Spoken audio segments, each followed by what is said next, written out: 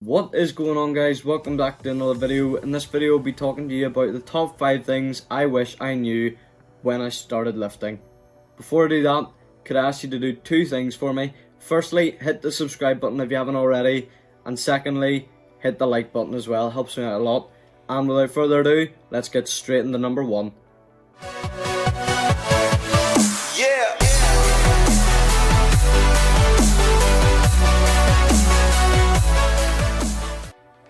So at number 1 we have eating too much. So eating too much is a topic that I feel really hits home for me, because when I joined the gym I thought, okay, I want to put on as much muscle as I can, so what am I going to do? I'm going to eat as much as I can stomach. And for some people that may work. For, you know, if you're a hard gainer and you have to eat like 3,000 just to maintain your weight, yes, it's going to be difficult and you're going to have to eat a lot of food. But if you're somebody like me who puts on weight quite easily, you could go from joining the gym looking like this to looking like this, because you just didn't watch what you eat. I could have made the same amount of muscle gain with a lot less fat gain by just eating a little bit less than I actually did. But also something that ties into that point is make sure you're not eating too little. That's also important, because if you eat too little, you are going to make gains, because you know you're only starting lifting, but you're not going to make as much as as many gains as you could have if you just ate properly.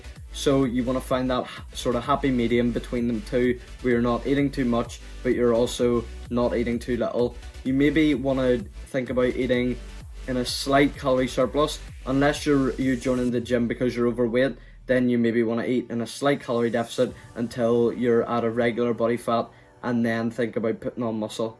So for the second point, we have not training with a specific plan in mind. What I mean by this is going into the gym, doing whatever you want, and just sort of doing what machine is closest. So you could do, bench press, and then you could hop on to leg press. You don't have a specific goal in mind. Or you could go to the gym and just do whatever your mates are doing, or do whatever you think you should be doing.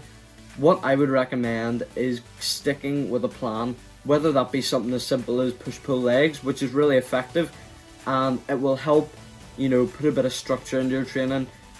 And that leads us on to the next point, is if you have a plan, it's a lot easier to implement progressive overload, which is key when you're trying to start the gym and you want to progress, especially when you're trying to lift a bit heavier weight. You don't want to just be jumping from weight to weight. You want to slowly push up the reps, push up the weight, and build a good foundation. You don't want to ego lift. You don't want to go in and start lifting too much, because that's just a route to get injured, and also you're just not going to progress as well as you could have. So moving on to my fourth point is don't listen to everything you hear. Now, some advice you get at the gym is going to be good. Some advice is going to be bad. You need to be able to differentiate which advice is fact and which advice is myth.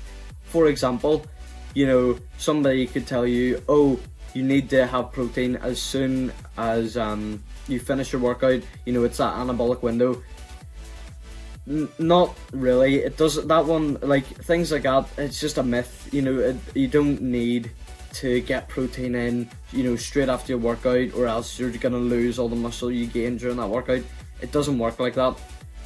As long as you're eating protein in the day, as well as like after your workout, at some point you will gain muscle, and you will not lose all the gains if you don't eat within like an hour of training. And my fifth and final point is setting unrealistic goals.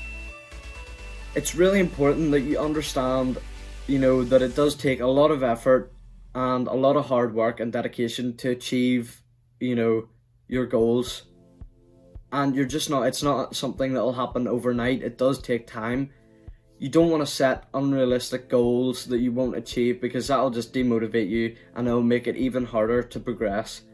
What I would say is make sure you set goals that are achievable, and also goals that you can record. So things that, say your goal was to add 10 kilograms to your bench press in 6 months. That is a really achievable goal, especially when you're just starting out. Chances are your lifts are gonna even go past that. You could say, I want to be benching, say you're benching 40 kilograms, you want to be benching 60 in like 6 months to a year. That is an achievable goal that you will probably get, and it's going to feel great when you achieve that. But if you say, oh, I'm at 40 kg, I want to be lifting 100 kg in 2 months, chances are that's not really going to happen unless you're genetically really, really gifted. It's not going to happen.